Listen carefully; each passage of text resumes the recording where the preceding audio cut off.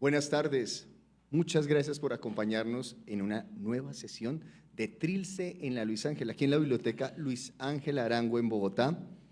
Como es costumbre, 5:30 de la tarde, con este maravilloso fondo de ocaso natural y de frente tenemos a estos dos magníficos poetas. Entonces, muchas gracias por sacar parte de su tiempo esta semana para venir hasta acá, a la biblioteca, y disfrutar de poesía en el ocaso. Muchas gracias, también gracias a quienes se conectan, quienes ven la transmisión, a quienes ven la retransmisión posteriormente, bien sea en el podcast o bien sea en Facebook o bien sea en YouTube, en fin, muchísimas gracias. Para Fundación Trilce es un honor tenerlos aquí y hacer este mini festival del que ya les voy a hablar. Un agradecimiento también a la Biblioteca Luis Ángel Arango que nos permite hacer esto en esta sala tan bonita pues para leer poesía.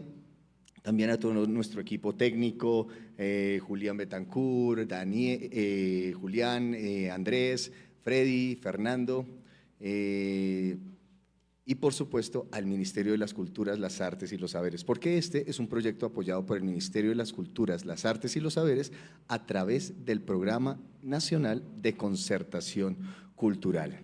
Bueno, les cuento que estamos en un ciclo, un festival aquí en la Luis Ángel Arango y estamos en el 7º recital. Imagínense, empezamos en julio con Jonathan Arredondo y Amparo Osorio, luego en agosto tuvimos a Luzmeri Giraldo y Nelson Romero Guzmán. Muchos de ustedes nos acompañaron en alguno de estos recitales y ahora el reciente jueves, tuvimos recital jueves con Rómulo Bustos Aguirre y Guillermo García Díaz. El viernes tuvimos nada más y nada menos que a Jaime García Mafla y Ramón Cote Baraybar. El sábado tuvimos a Diego Armando Peña con Joaquín Peña, un recital hermosísimo de padre e hijo. Todos los encuentran ahí en la página de YouTube, en el canal de YouTube de Fundación Trilce y también en la página de Facebook de Fundación Trilce. Ayer tuvimos un recital de mujeres con Diana Carolina Daza y Natalia Montejo. Y hoy, miren esto, hoy tenemos nada más y nada menos que a Girama Castaño de Santander y a Jorge Balbuena desde Facatativá. Mañana también tienen que venir porque mañana lo traeremos desde Popayán a Felipe García Quintero, quien se presentará aquí con Santiago Erazo. Y el jueves tendremos a Eugenia Sánchez Nieto, nuestra querida Yujin, con Daniel Montoya. Este ciclo terminará el jueves 3 de octubre con Linda Luz Barbosa, que presenta nuevo libro editado en Lima, y Federico Díaz Granados, que también está estrenando libro, ¿no? Está presentando sus Grietas de la Luz, así que imperdible para que se programen estos ocasos de poesía. Y todos estos poetas que les mencioné, más los que ya leyeron en el 2024, más los que leerán después, están aquí en esta antología Trilce en la Luis Ángel 2024. Están todos y la pueden tener aquí totalmente gratis. Es para ustedes, simplemente firman el registro. Henry tiene por ahí la planilla, lo firman y listo. Estas memorias de nuestros recitales de poesía en 2024 quedan totalmente gratis para ustedes. Entonces, bueno, démosle la bienvenida a nuestros poetas, por favor.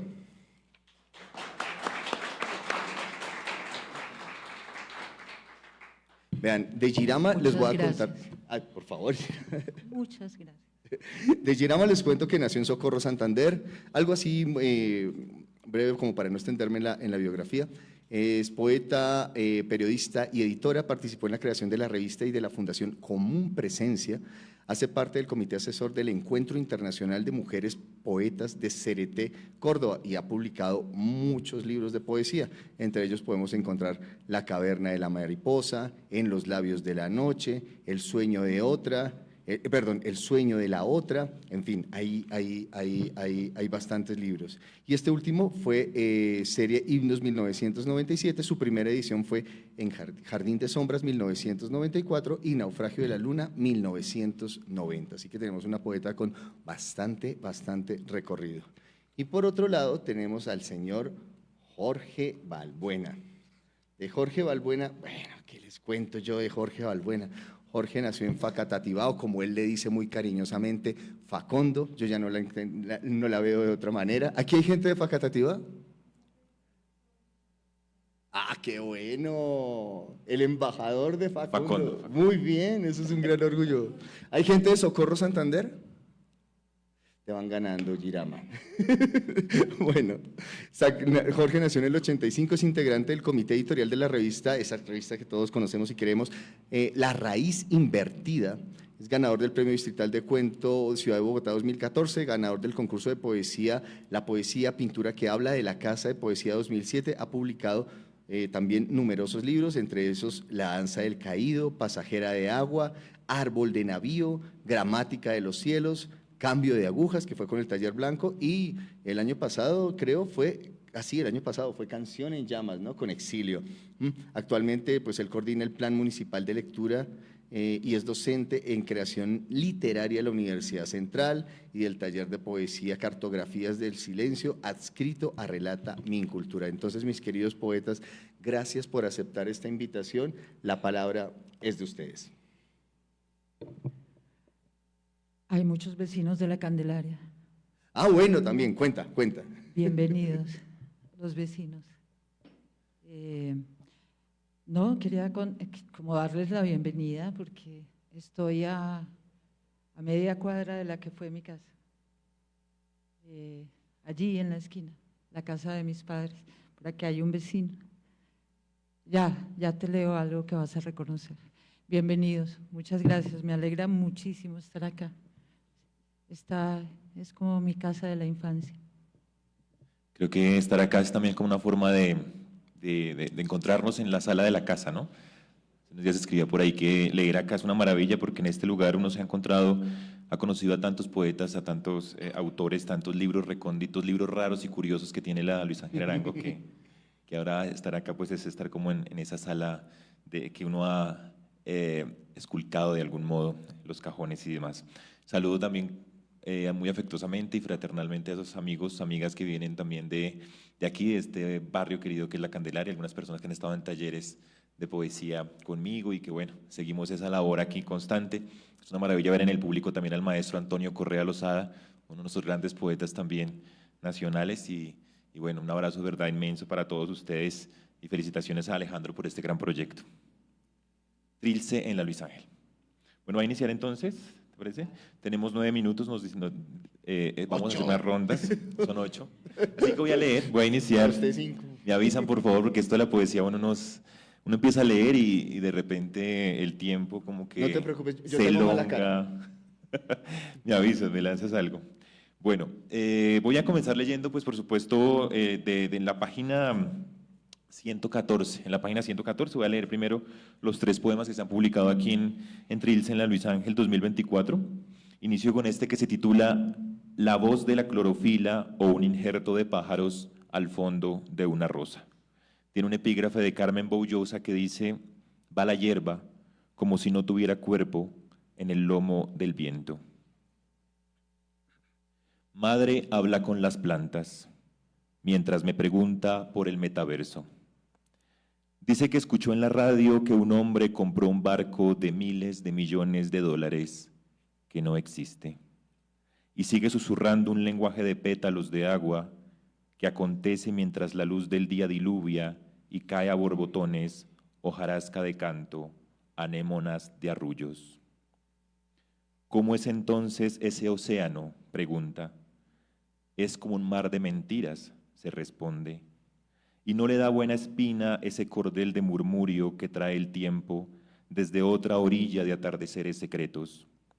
Se inventan peces para surcar canales de televisión, aguaceros desiertos, marineros maniquíes, dice ella. Y yo, tenue migaja de noche, recién habituado a comprender que la mañana es una jaula de ángeles de niebla, trato de mascullar un bostezo sabio que finja ser el idioma de las flores. Pestañeo en sefardí, toso en francés, contemplo en vasco, suspiro en creole, y dinamito el trino de las aves con una suma de ecos pixelados que leí en la primera plana de una hoguera. Es como mirar a un caracol por dentro y coleccionar sus equipajes de aire, le digo. Explicación que se enhebra a una sombra de nube. delfines que no existen, corales cableados, islas con clave, gaviotas sin huevos, insiste. La leo indefinidamente, la forma en que orbita de un pétalo a otro. Cada maceta es un planeta distinto, con sus propias gravedades y atmósferas, con sus habitantes y sus revoluciones. Madre es la lluvia y calla esos relámpagos que anidan en su miedo. Se despide de todos sus injertos, quedan pendientes las conversaciones. Cruza el candado del jardín y observa el reino del tercer piso como desde un faro a prueba de asteroides. Ante un cuadro de Turner. En un cuadro de Turner hay un poeta. Es Ovidio, dice la nota bajo su marco luminoso. Me acerco un poco más a la pantalla para ver el certero instante diminuto que se guarda entre los pliegues soleados de cada milímetro de partitura. Agrando la imagen hasta pixelarla y entonces escucho el latido del hombre, amarrado, que dice la nota que es poeta y que es Ovidio y que anda agitado. Se logran sentir los vórtices de su respiro. Lo llevan a una barcaza que desamarran otros hombres que el tintineo incendiado del sol no deja percibir. Si son un tornado de luz en las arterias del día o solo sombras sin destino que han perdido el delirio de su llama. A esta distancia del sonido ya se oye un delgado susurro dorado que sueltan desde el fondo de sus orillas. El poeta no es el centro del cuadro, nunca lo es, sino ese susurro que ronda ahogando todos los costados de Roma en un verso largo como un río, extenso como un retazo de diluvio. Llevo el cursor hasta la lupa, sigo removiendo rayos de sol mientras destierran al condenado. Todo lo encandila ese instante subterráneo. Tras estos muros portátiles, el sol sigue inundando el precipicio. Un tizón encendido sigue esculpiendo el agua. Los colores de la sed. Bueno, este año ya son 100 de esta gran vorágine que aún continuamos recorriendo. Los colores de la sed. Sabía Arturo Cova que el lugar donde guardaba el cuchillo era del mismo color de su piel. Esperaba que el dolor se durmiera en la sangre, que pasara de sol de los venados a selva de requien, caucho calcinado y ese vaho de mujer con la savia del llanto soportando el fango del camino, las palabras áridas de olvido y una caricia de fuego que nacía en el fondo de la tierra. Sabía Arturo Cova que esa espina era una semilla sembrada en un revólver en mitad de la senda de un disparo eterno. Bueno, quiero continuar aquí con mi libro Árbol de Navío, un poema que quiero hoy leer en compañía pues de Girama, que en algún momento este poema se lo hice a mi padre y después de su partida leerlo fue diferente, ¿no? Zapping. Mi padre frente al televisor, sentado en el sofá, acomoda el mundo. Lo he visto repasar la historia de sus manos en los 700 canales que a diario desacera, llamar al árbitro por el mismo nombre y a la reina de Inglaterra burlar por su extraña forma de sembrar un ataúd. ¿De qué trazos invisibles está hecho el mundo? A mi padre le basta con lanzar una mueca al vacío para cambiar el destino de los hombres, la ciencia, el pasado. De las bombas que rugen en las selvas, se va hacia los rugidos de un león bajo un sol dinástico y de la rosa de un septiembre negro, decide mejor pisar las aceras de una ciudad gótica. Todo puede pasar en el azar de la tierra, hasta una noche atravesada por un rayo de hielo que el silencio deshace para que nadie vea. Nadie mira la luna que repta. Hace mucho no se transmite en vivo y en directo ninguna alunización. La última vez todos corrimos buscando un candil. La lluvia cae sobre la noche y mi padre sube el volumen para desaparecerla. También he visto rondar el viento dolorido y curar en un comercial su enfermedad.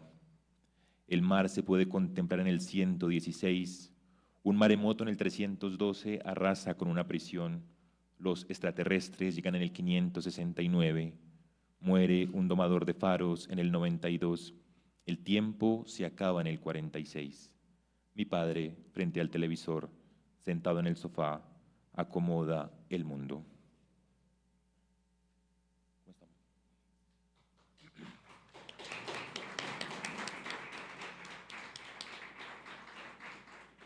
Bueno, me dicen que alcanzo uno más, así que voy a leer este que se llama Caballo con flechas de Lascaux. Ahí indagando en las enciclopedias, que son otros libros de poesía, creo que todos los libros son de poesía, y en esas enciclopedias encontré que decía así grandísimo que la prueba más antigua de nuestro paso por el arte ancestral era un caballo huyendo de una flecha en una piedra, ¿no? Y la encontraron en Lascaux, en Francia. Inmediatamente, pues esto es un estallido que dio lo siguiente: caballo con flechas. 1. Un caballo arde al fondo de una piedra. Observo detenido su huida, la forma en que el viento tensa su rapidez, el temor de los zumbidos al revelar su claridad, el vértigo que allí atraviesa y distrae como una nube de asombro al silencio. 2. Llueven flechas desde algún sitio del tiempo, hombres afuera de una cueva las lanzan. La primera señal de nuestro paso por nosotros es una lanza que cae sobre el costado de un caballo muerto. A la línea le sacamos filo, a la curva la hicimos alimento. Sin el caballo, la línea no sería una flecha. Sin la flecha, el caballo no sería un reflejo. 3. El hambre o el hombre. ¿Quién fue el primer artista? Materiales: polvo de roca y ocre disuelto en grasa animal. Extensión: unos 140 centímetros. Es evidente, el arma y el muerto saciaron la voluntad de las primeras heridas. 4. Alguien talló la velocidad en la quietud de una piedra. Le hizo una tumba al tiempo para siempre. Alguien que huía del cielo inventó la eternidad. 5. Entonces el artista es un cazador. La obra huye, el cazador la atrapa.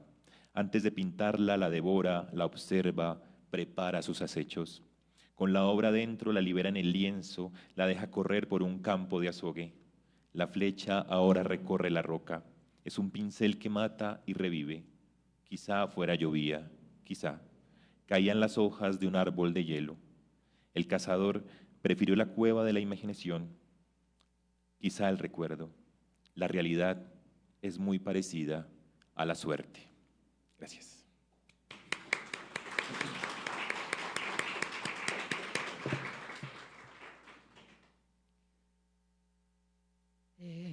Bueno, creo que me recuerdas con ese poema. Otro, ojalá lo pueda leer. Mañana de sol. Padre, he encontrado la colina y corro a ella sin temor. Equilibro mi peso, pero camino de lado. Me han crecido los brazos, muevo la lengua, hablo con acento neutro y trato de no subir nunca la voz. Cuando salgo a pasear por las calles, siento que dejo atrás el viento. Me gusta bailar, sin embargo, no he vuelto al circo. Mi cabello llega hasta los hombros y lo dejo suelto de vez en cuando para que flote entre la noche. Mis dedos son largos, delgados y se mueven. Y tengo ojos de mujer.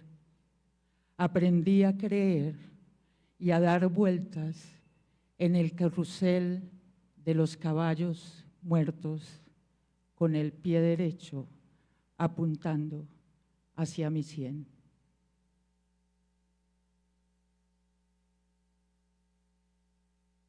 Acordes para luciérnaga. Pequeña centinela atrapada en el tropiezo. Rendida a los pies del bosque, renace la noche en amarillo. Vendrá el día para buscarle escondite al movimiento.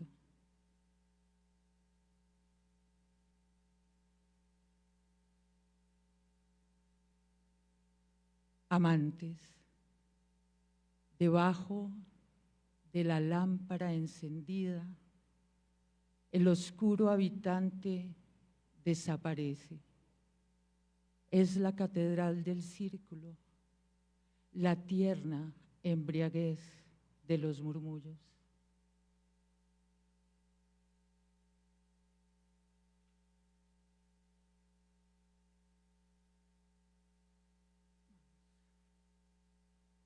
Una pequeña serie de un poema largo que se llama El sueño de la otra y da el título a un libro. Sé que la mitad de mí está despierta porque molesta el sueño de la otra. Creí saberlo todo cuando me miré a los ojos por primera vez. Detrás de mí estaba la marioneta, aquella que aguantaba con sus dientes los hilos de mis brazos, aquella que empujaba con su lengua mi cabeza hacia atrás y hacia adelante, aquella que dirigía mis pasos con sus manos, empujando las caderas con un dedo, la que pegaba su torso a mi espalda para hacerme mover, en fin, la igual a mí, la otra, la que permanecía entre las sombras mientras doblaba mis rodillas con sus pies hasta hincarme. Me dijeron que tendría una infancia feliz. Existen anuncios de tiempos locos, de cabezas al revés, un juego de espejos con imágenes que se deforman, altas, gruesas, anchas, bajas, un túnel para el miedo con manos que te agarran y te sueltan. Ya viene la feria, una montaña rusa, un tiro al blanco. A la salida te darán un oso negro como premio.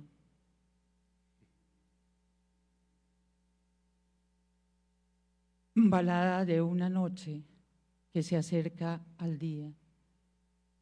Este poema pertenece a otro libro que se llama Memoria de aprendiz.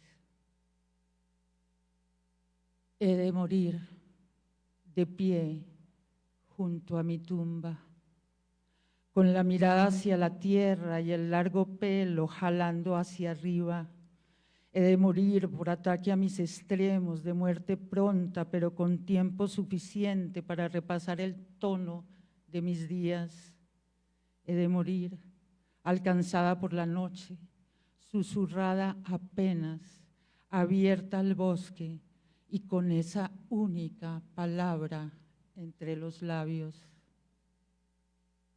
Y bueno, voy a leer el poema a mi vecino que está aquí sentado en la segunda fila.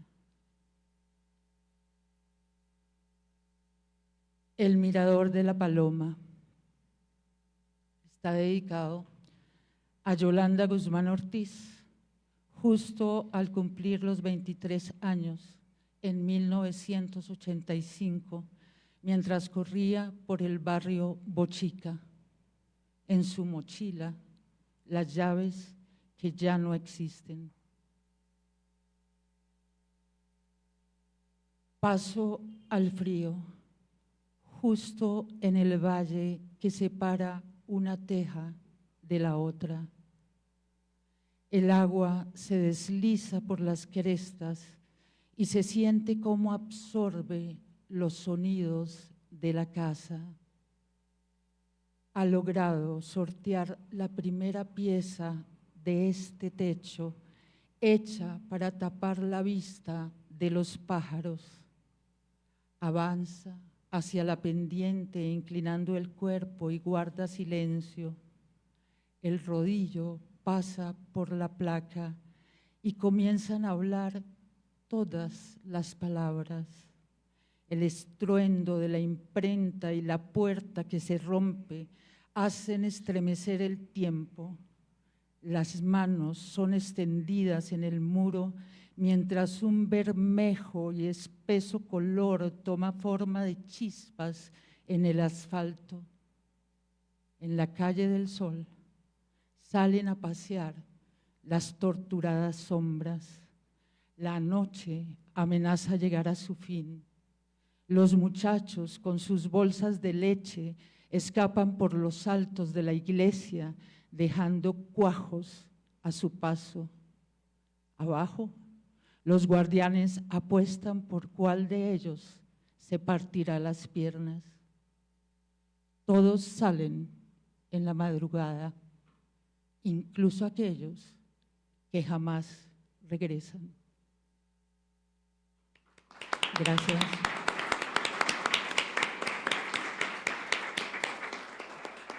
Muchas gracias, Girama, muchas gracias, Jorge, por acompañar este ocaso con estos poemas que les voy a confesar, yo a ustedes los escucho y no solo ahora, desde que los conocí, y siempre me relacionan a un lugar. Decía mi maestro Jaime García Mafla que una cosa es lo que dice el poema, otra cosa es lo que quiere decir el poeta y otra cosa es lo que percibe el lector. Entonces les voy a dar mi percepción del lector, que sigue siendo, y me sorprendió ahora esa creación de atmósfera a la que me llevan.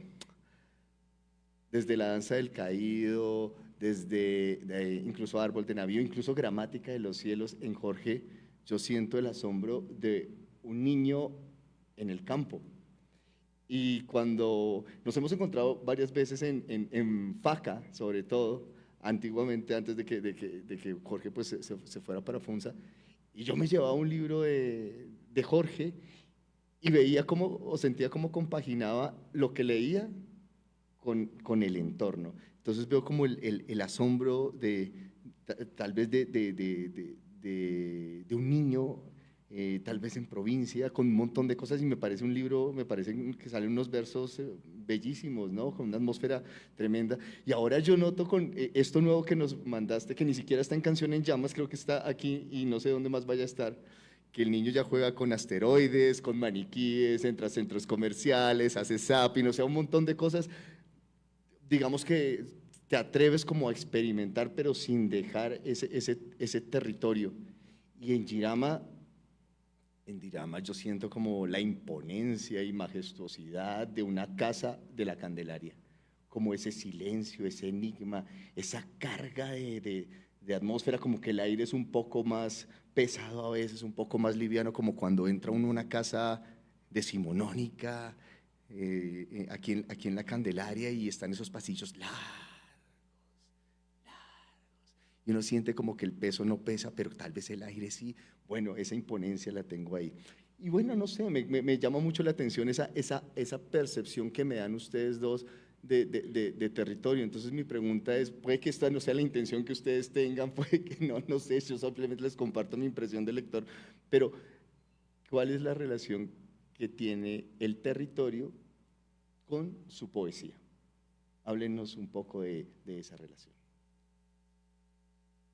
Pues total, el espacio, el paisaje, el territorio, este barrio, que fue el barrio de mi infancia, el barrio de las imprentas, que a mí me llamaban tanto la atención, de las tipografías por toda esta cuarta, del teatro, de la poesía, de los fantasmas siempre, porque siempre yo era vecina de esta iglesia, vecina de sus tejados, por eso leí El Mirador de la Paloma, porque mi ventana daba a estos techos, donde estaba el antiguo DAS, donde estaba la comisaría de policía, por eso esa atmósfera.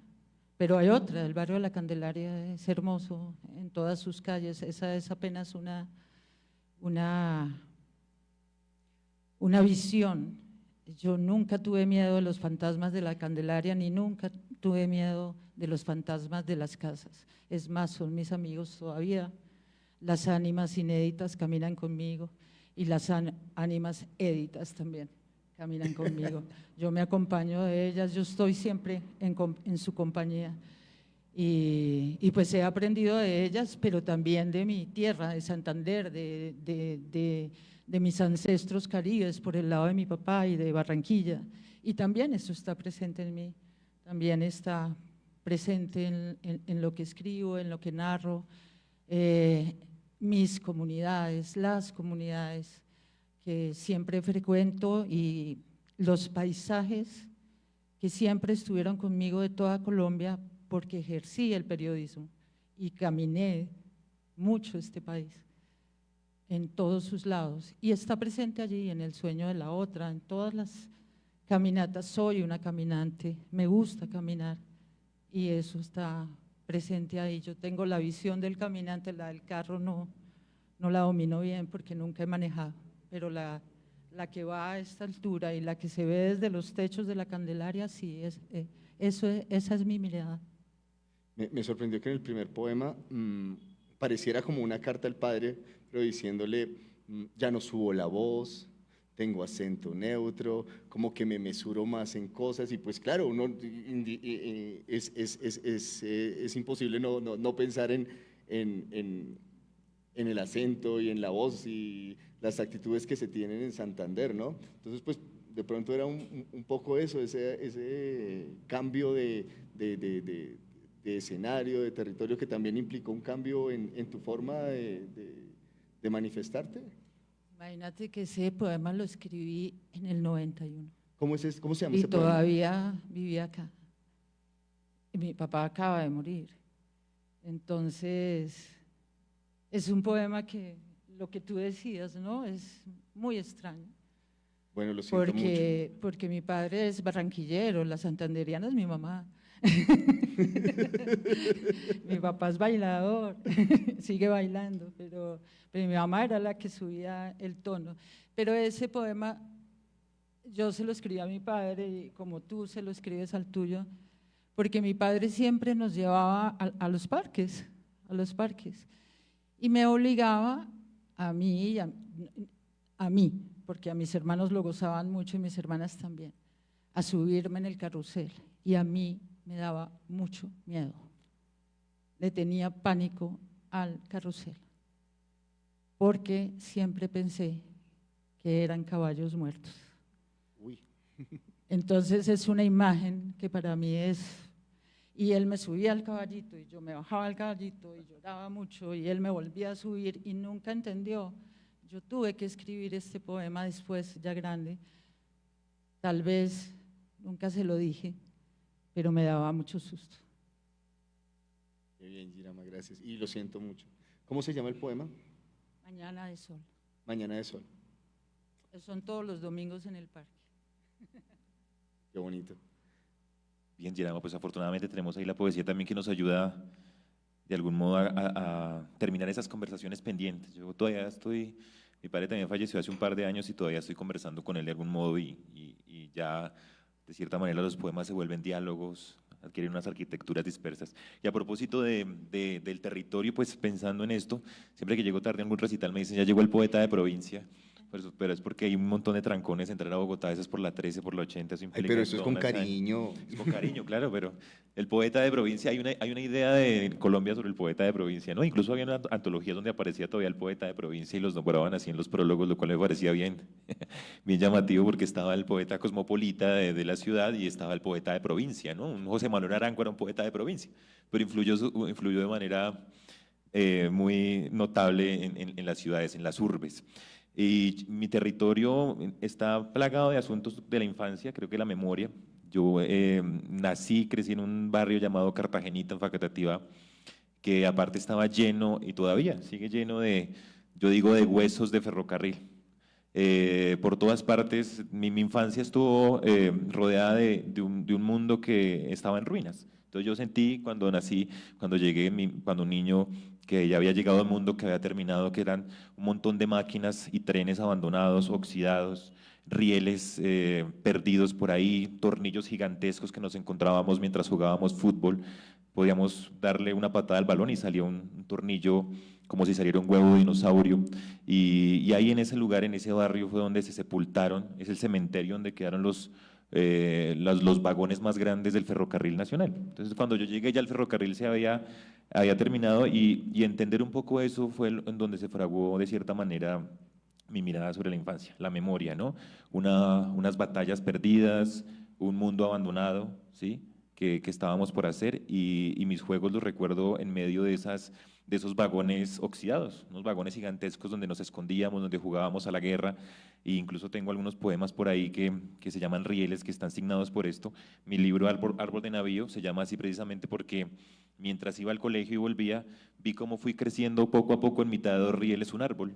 Un árbol fue creciendo en mitad de dos rieles y pareciera que el viaje hubiera sido distinto, ¿no? El árbol empezó a crecer curvado y demás en medio de dos rieles donde dejaron de pasar los trenes. Ahí, pues, en ese barrio conocí las historias de mi abuela, conocí ese universo gigantesco. Mi madre me dejaba cuidando con mi abuela y mi abuela lo que hacía era contar historias, ¿no? Entonces, esas historias de la sabana de Bogotá, la niebla de la sabana de Bogotá, las otras violencias de la sabana de Bogotá, yo conocí el 9 de abril en la voz de mi abuela.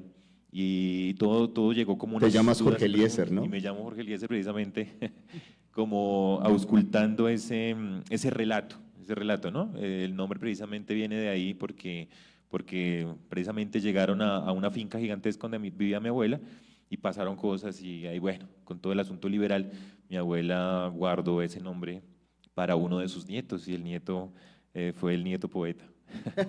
Entonces ahí lo llevo de cierta manera y pues con ese nombre yo estaba lleno de preguntas. La poesía me brindó esas respuestas porque en últimas no hay una certeza final. En la poesía encontré esas preguntas y hay una frase de Fina García Marrús muy bella que dice: ahora que estamos solos, infancia mía, hablemos. Creo que es lo que hacemos cuando llegué ya a mi juventud, siento que eso fue lo que hice, sentarme a dialogar con mi infancia, con esas preguntas sin resolver, con los abuelos que no conocí, con las dudas pendientes, lo que estoy haciendo ahora, que también tengo a mi hija, estoy haciendo algo de poesía infantil, estoy también auscultando algo de otras voces testimoniales y demás. Canciones Llamas ya es un libro de testimonio que pretende hablar un poco de otras voces, unas polifonías en torno a la guerra, que es lo que tenemos plagado así también de cierta manera, que guardamos. Pero conservo eso del territorio, un territorio que está hecho de memoria, de preguntas, de asuntos por resolver. Somos desplazados de una u otra manera, somos desterrados, somos migrantes de otros episodios de nuestra historia, así como nos contaba Barranquilla y Socorro en Girama. Siento que también parte de esa infancia que he querido resolver y que siempre aparecerá, así haga poemas sobre la tecnología, sobre otros mundos, sobre la violencia, siempre hay un tintineo de la infancia que sigue reapareciendo. Yo siento que está volcado de algún modo sobre mí y en eso andamos, ¿no? Gramática de los cielos es una reconciliación con los abuelos que no conocí. Yo no conocí a mis abuelos y ya me cansé de preguntar, así que en la poesía encontré ese alarido, ese aullido sabanero que me permitió también conservar algo de mi linaje. Pero es un privilegio poder decir que la infancia pasó en un cementerio de trenes, donde habían huesos de ferrocarril, como lo dices. Es un privilegio poético. Creo que eso justamente da tiempo y da espacio en los poemas. El poema de ciudad es un poco más convulso y creo que cuando se habla de provincia también se habla de tener aire y tener tiempo en las palabras, que eso en verdad es un privilegio poético. Bueno, ¿alguien quiere hacer alguna pregunta para nuestros invitados? Yo sé que hay muchas inquietudes. Bueno, ya llegó Diego con la primera pregunta, pero antes de que llegue, ¿hay alguien que quiera hacer una pregunta?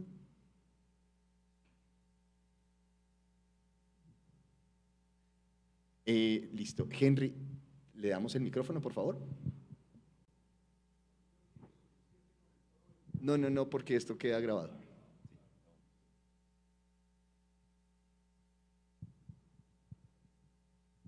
Gracias, buenas tardes. Yo recuerdo ese municipio, Cartagenita. ¿Tienes algún poema, Cartagenita? Porque allá íbamos a tomar masato, a comer obleas y, bueno, otras delicateces. Íbamos los domingos con mi padre hace muchísimos años, eso era un gran paseo. ¿Me cuentas algo más? Claro que sí. Sí tengo algunos poemas sobre Cartagenita, incluso estoy trabajando, tengo un acopio de voces, de frases que tengo porque quiero en algún momento publicar un libro sobre el barrio. Entonces, de cierta manera cuando uno lee un Mark Twain y se da cuenta que todo transcurre en un barrio, un Huckleberry Finn, un Tom Sawyer, uno dice, carambas, esto es Cartagenita. Y esos juegos, esas escapadas del colegio, el escuchar el tren, ¿no? Entonces siento que sí, quizá no me quedó la parte comercial turística porque quizá estaba más enmarcada en el parque arqueológico, pero sí me quedó ese refugio en los amigos, en la infancia, que quizá todos teníamos unas infancias muy complejas, pero que conversábamos y los libros nos llegaban a veces con muchas dificultades, pero nos gustaba sobre todo vivir de esos asombros cotidianos que conservo de alguna manera en los poemas.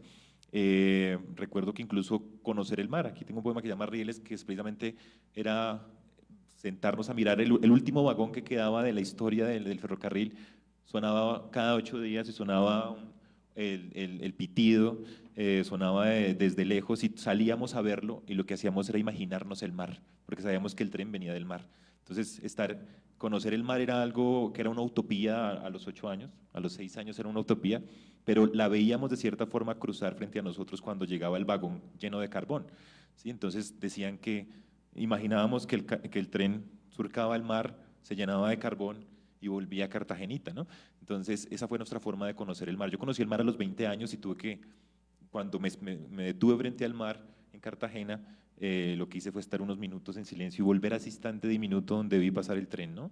Entonces aquí lo conservo en rieles, que lo leeré ahorita cuando llegue mi turno, por supuesto, pero sí tengo algunos versos, creo que en algunos no no nombro Cartagenita, no nombro los lugares específicos, pero sí, mi abuela hacía esos masatos, mi abuela era experta en los tamales, en los envueltos, tenía una sazón deliciosa y conservaba siempre esos misterios, ¿no?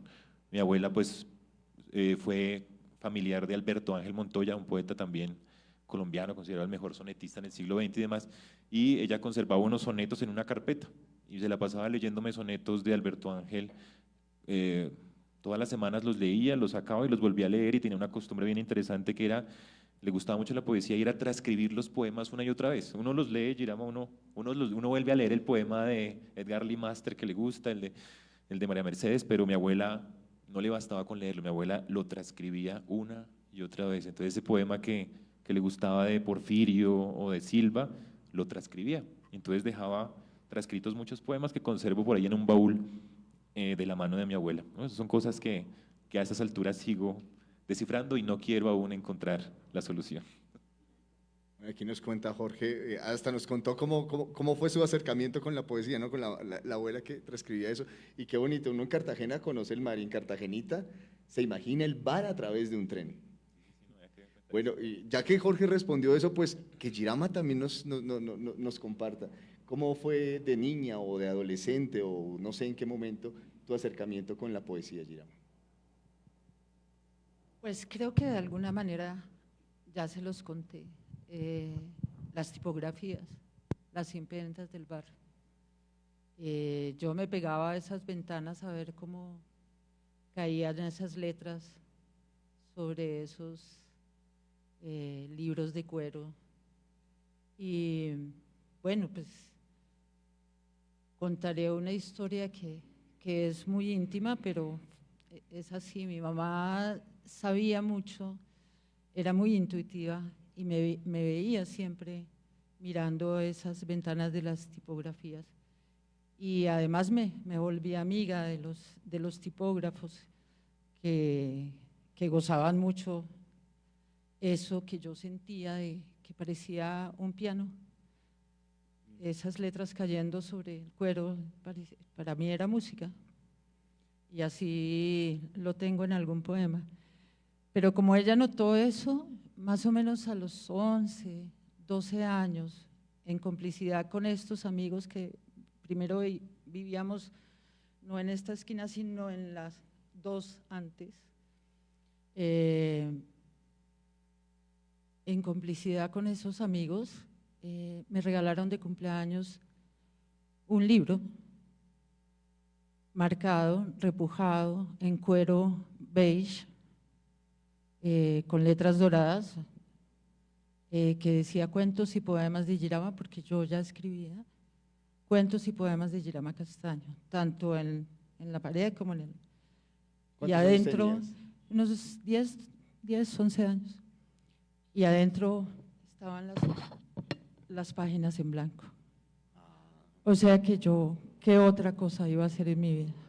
Sino esta que soy ahora.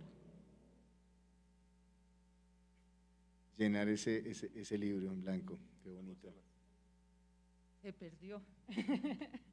Se perdió con todos mis escritos en un colegio, Ya- antes ya de lo- ya lo terminar el llenaste, ya no. bachillerato.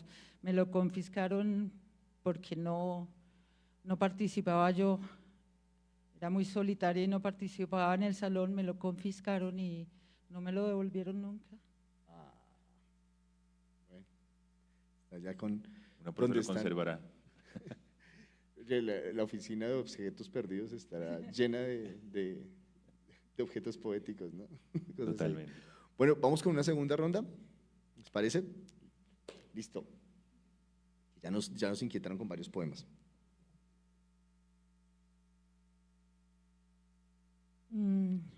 Este poema pertenece a otro libro que se llama Memoria de aprendiz. Se llama Rumor del Valle.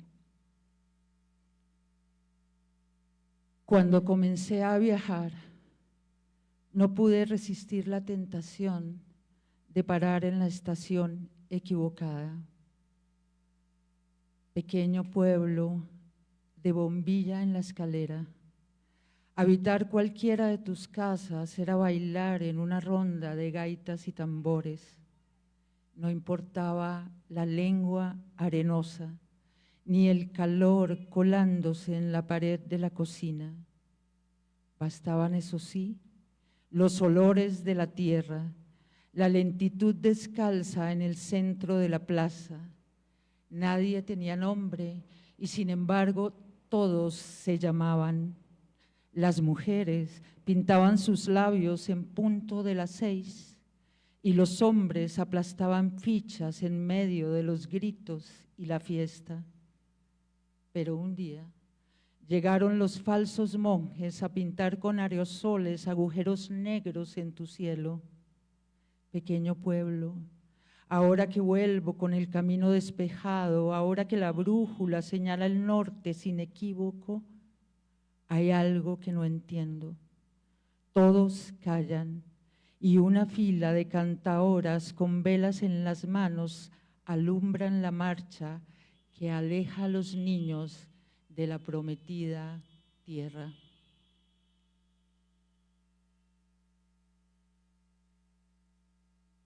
Marinera, por la gracia de la lengua, junto a las letras que me quedan, voy en busca del reposo de las aguas, a salvo de la tormenta de sus bocas.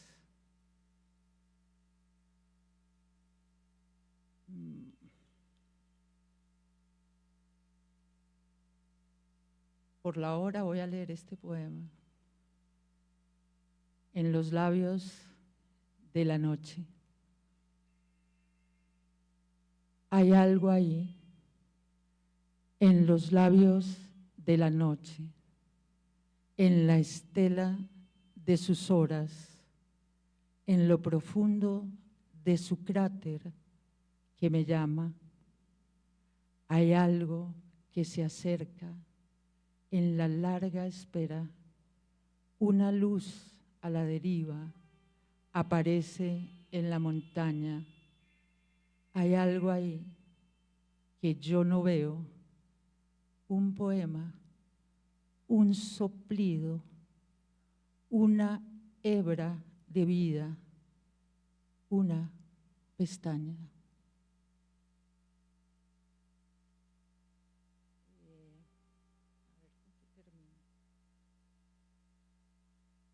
Bueno, este también está por la hora, ¿no? Se hizo la tarde. Ante la brasa, la última chispa. Las horas juntas a la misma hora. Y un único sonido, el salto del frío, pequeño, y repetido. El traje nuevo sobre los mismos huesos, la piedra grande y su jardín. Los sauces lloran alrededor del pozo. Lo que fuimos es una huella húmeda, un hueco en la tierra. Y bueno, me despido con el último poema.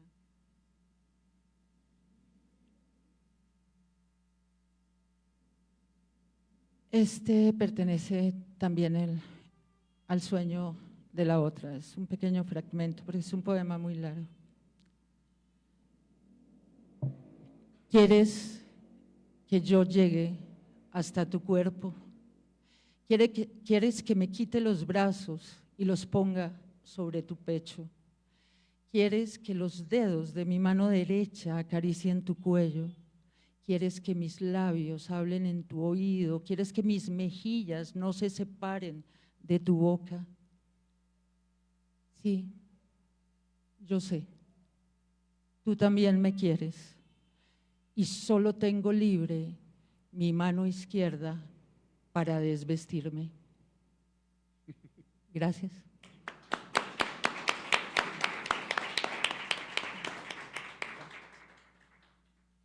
Bueno, lo del ocaso incluido es en serio, mira, qué hermosura, ¿no? Ahí se fue ¿Se pintando dieron al cuenta fondo del la ocaso? noche. El ocaso incluido, muy bien. Bueno, a propósito pues de ya la lectura se fue yendo por estos cimientos, así que voy a leer 3 poemas finales que se enmarcan en esta poética que he enlazado un poco con la infancia. Ahora pues ustedes entenderán cómo lo que está pasando ahora, que está reviviendo el ferrocarril, también está causando un montón de situaciones en mi poética, pues en la forma de contemplar también las situaciones, el mundo, pues porque de cierta manera el hecho de que reviva el ferrocarril es también es como se conecta de algún modo con ese eco de la infancia, ¿no? Así que voy a leer rieles a don Henry, que gracias por la pregunta. Y este poema que lo recuerdo entre los 8 y los 9 años, ¿no? Cuando dejábamos todo botado en la casa porque llegaba el tren una semana después y salía el barrio entero a la esquina a verlo cruzar. Eso es lo que pasaba, ¿no? Yo lo cuento y parecía increíble. Por eso Facondo, lo decimos en las cafeterías, pero ya es un hecho. Por eso hablo de este escenario que es Facondo. Rieles. En el vagón de nuestros 9 años anduvo un tren sin destino aferrado a nuestros ojos. Sucedía que los días marchaban como vagones vacíos, hacia el silencio, hacia ninguna parte.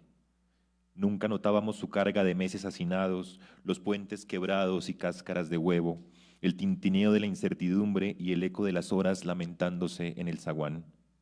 En lo cenizo de las madrugadas una prisión de humo nos envolvía. En sus coordenadas solas, rutas que eran sometidas a indagatoria, y en el silencio ubicábamos los nudos del sextante. Calle a calle las puertas se abrían salvajes. Una marea de niños salía a cantar en coro el ruido de las horas, compitiendo con el aullido del metal que se colaba entre los ventanales, hasta los platos vacíos, hasta nuestros cuadernos, hasta el vapor de nuestros ensueños, contándonos las vidas de la sal que se extendía por las laderas. La calle era una fiesta porque un tren nos encontraba.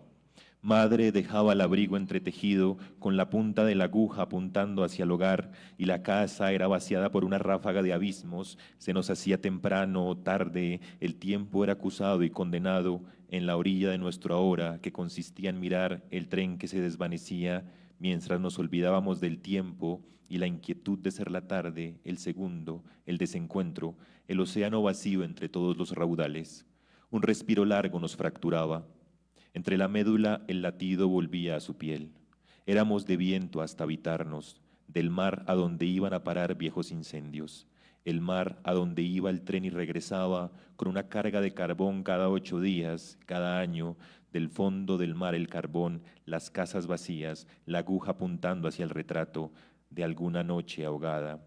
La piel, la sal, el eco, el coro, los remientos, la esquina mirándonos pasar como vagones vacíos, cada tarde en que el aullido del metal irrumpía en nuestros cuadernos y se desvanecía la boca en los campanarios, las moscas desde el cemento, el enorme sendero que sembraba el sol en los patios, mientras volvíamos a la corriente de nuestros vagones perdidos y el tren era atrapado por un anzuelo de Dios entre el misterio, hasta hundirse en el mar y regresar, llevando carbón en vez de nieve, cenizas que imaginábamos océano, porque eso queríamos mirar ahora que regreso, una orilla fragmentada y circular, una orilla que cruzaba los abrojos en el fondo de nuestros desiertos, una orilla hundida en cada rezo, espejo nebuloso que nos dejaba espiar la sed de los naufragios. Sí, tranquilo. Calma. Bueno, voy a leer los tres. Voy a leer, por supuesto, voy a leer uno que está aquí de mi libro que alcancé a argollar antes del recital, y porque siempre andan por ahí perdidos, ¿no? Y mi profesor de poesía decía que no era bueno leer en el celular, así que bueno, aprendí la lección. Se llama Gramática de los Cielos, que es un poco también, tiene que ver mucho con esos días, ¿no? El jugar, el juego favorito era leer las nubes, ¿no? Con los 8 amigos que rondábamos el barrio leíamos la misma nube y nos dábamos cuenta que la nube podría ser 8 seres distintos. Creo que también fue una lección de poesía cuando niños, que vine a entender cuando crecimos, y es que nada puede significar lo mismo, y eso amo de la poesía, ¿no? Que un objeto, un elemento, una idea puede tener infinidad de interpretaciones, y esa es la magia de la poesía. Así que Gramática de los Cielos también es una forma como de reconciliación con esos abuelos que no conocí y que quedó aquí plasmado en este libro, Gramática de los Cielos. Mi abuelo veía barcos donde yo veía orugas. Una nube puede ser muchas cosas, me decía. Quizá mi barco sea tu oruga. Si de repente a la nube le crecen alas, el mío ya entonces será un avión y el tuyo una mariposa. Coleccioné así mis primeras lecturas siendo niño. Algunas eran trágicas cuando terminaban atravesadas por un relámpago. No siempre las nubes cuentan historias inofensivas. Otras me hacían reír hasta que caía la tarde. Abuelo siempre fue un gran lector.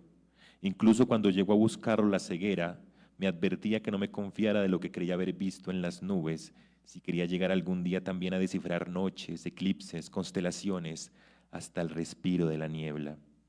Ellas nunca permanecen fijas, su función es contar.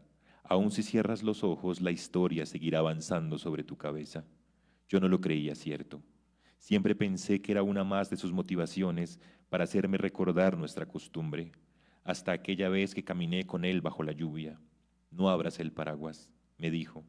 Escucha lo que hemos escrito tantas veces en nuestro idioma. Bueno, y me despido con uno inédito, por supuesto, también. Creo que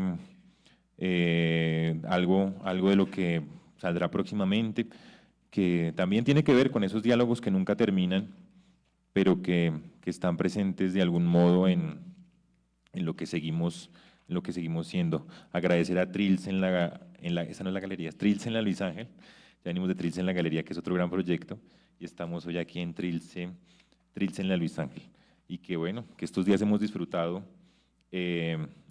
bastante estos recitales. Me despido con este que se llama Episodios de Azogue, o La espuma es una soga diminuta, ¿no? Porque de cierta manera, entre rieles y demás, conservamos de la familia un espejo viejo que le han ido creciendo como ciertas cicatrices, ¿no? Cafés, que es parte de los espejos también cicatrizar, ¿no? Y ahí está, en una esquina de la casa, y bueno, ese espejo sigue contando cosas, ¿no? De repente un día estos va a huir. Episodios de Azogue, o La espuma es una soga diminuta. Como no tenemos árbol genealógico, heredamos un espejo que hace las veces de álbum familiar. Llena ese vacío de no saber dónde estábamos antes de nosotros, el lugar del tiempo donde nos despedimos por algún amor, una guerra, una lluvia infinita, un carnaval, y nos seguimos viendo en él como al fondo de un pozo donde alumbran hundidos los barcos de nuestras antiguas batallas, sus marineros, los sargazos de nuestra tempestad, entre remiendos de agua que alcanzamos a salvar en forma de espejo, para no perdernos del todo, para saber de alguna manera que estuvimos en una esquina de la luz. El espejo ha sido brújula, capataz, almanaque, bosque de niebla, banda sonora, lago en el pesebre, telégrafo, caparazón, hotel de fantasmas, coliseo, armario, y ha pasado por todas las manos y rostros desde aquí hasta más allá de la memoria, en todos los rincones posibles, ha mudado de lugar infinitas veces, desde el primer barco donde fue cambiado por oro y soledad, hasta llegar a las manos callosas del abuelo, del bisabuelo, del tatarabuelo, del abuelo de mi padre, como moneda de cambio de quién sabe qué negocios. Hay quienes piensan que el espejo es más sabio que todos juntos en una fiesta familiar, porque atrapa la sabiduría de todo el que ahí se asome y que está meditando como un monje budista y que es un portal para irnos de vacaciones un fin de semana festivo, a visitar a los abuelos de las abuelas y que si ese espejo hablara nos enteraríamos de un montón de asuntos pendientes y de qué es lo que estamos pagando, y de herencias que nos robaron en un volteo de tierras, y del lugar donde escondieron la huaca que despierta a la tía Rosario todas las noches a las 3 de la mañana en forma de lucecita flotante, y la lleva caminando desde el espejo hasta el corral de las gallinas, a escarbar entre sus plumas y volver cacareando de frío a enchiparse con el espejo debajo de la almohada a ver si le dice algo, el frío facatativeño, porque cuentan que hubo un tiempo en que el espejo aprendió el arte de reflejar los sonidos, como queriéndonos hablar, que tuvo tos en los tiempos de la pandemia y que enfermó de incertidumbre hasta confundir a la gente que estaba reflejando. Una vez mamá se miró y se vio alistándose para ir al colegio atrás y supo que el espejo se había descuadrado. Buscamos a un relojero, a un veterinario, a un reparador de Aleps en las páginas amarillas, pero todo se había deshojado. El espejo sigue allí, incauto, como enfermando, como un baúl a punto de alzar el vuelo, ebrio de reflejos y volutas, como incendiado de azar. Una estela de puntitos cafés flota sobre su cauce, flores de cementerio, dicen, y le salen los reflejos desafinados, haciéndonos ver lo que se nos ha perdido atrás de nosotros mismos, estrujándole episodios a la historia. No sabemos si morirá o si ha evolucionado, o si es que acaso aprendió a mentir como todo su linaje. Gracias. Bueno, muchas gracias. Creo que nos extendimos un poco al final. Gracias a todos ustedes por acompañarnos, gracias al Banco de la República, por supuesto al Ministerio de las Artes, de las Culturas, las Artes y los Saberes. Los esperamos mañana, de nuevo, recital a la misma hora, con el ocaso y el café incluido. Mañana Felipe García Quintero y Santiago Erazo. Y el jueves vamos a tener a Eugenia Sánchez Nieto y Daniel Montoya. Entonces, muchas gracias por acompañarnos. Gracias, Jorge y Girama, por aceptar esta invitación, por compartir su trabajo, por mostrarnos una manera poética de darle mística a los espacios. Nos vemos mañana. Gracias. Girama Castaño escribe: Quieta agua, quieta ola, luz devota, detiene al paso su toda hora. Jorge Balbuena escribe: Se inventan peces para surcar canales de televisión, aguaceros desiertos, marineros maniquíes. Te esperamos el próximo martes 17 de septiembre en Trilce, en la Luis Ángel, Biblioteca Luis Ángel Arango, en Bogotá, con estos dos fabulosos poetas.